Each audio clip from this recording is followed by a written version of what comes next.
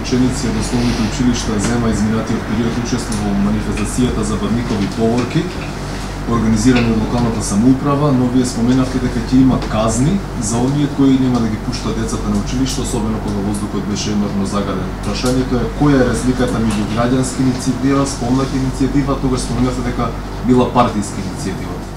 Не се сеќавам дека реков дека ќе има казни за тие кои што нема да ги пуштаат децата. Ајде вака, значи правото на различно мислење е право за кое што јас како опозиционер многу ревносно се борев и го почитувам. Го почитувам се додека сум на политичката сцена, без оглед дали нечие мислење мене ми се допаѓа или не. Ќе го почитувам и сега, ќе го почитувам во иднина. Би сакал да бидеме прецизни во ингеренциите. Градот Скопје нема ингеренции во делот на организирање на образовниот процес, образовната настава. Тоа е ингеренција на Министерството за образование. Градот Скопје нема никакви ингеренции врз основните училишта. Споменатото здружение се обрати до градот Скопје со две барања. Едното беше да ги примам децата како градоначалник на пеење коледарски песни и второто беше да ставиме на располагање дел од капацитетите на градот во смисол на јавното сообраќајно предпријатие, бидејќи тоа е единствениот субјект кој што може да превезе поголем, организирано поголем број на луѓе, во овој случај деца. Како градоначалник на Скопје сметав дека не е во ред да примам деца и тоа не го направив. Како градоначалник на Скопје сметав дека градот има капацитет и даде на располагање дел од автобусите кои што во текот на утрешниот ден, бидејќи не можеа да прецизираат колкав е бројот, ќе бидат пребројани и ќе бидат фактурирани на организаторите или барателите на автобусите. Во градот Скопје, со ниту една институција со која што јас раководам или која што е под моја надлежност и јас како градоначалник, со ништо не беше нарушен уставниот принцип на секуларноста на државата, односно одвојувањето на градот од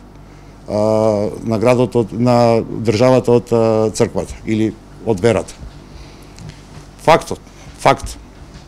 Јас како градоначалник раководам со град составен од повеќе концесии. Верските убедувања на моите сограѓани, без оглед за која вера зборуваме, ги почитувам во целост. И дури ако немаат верски убедувања, го почитувам во целост. Така било, така ќе биде, така и планирам да действувам.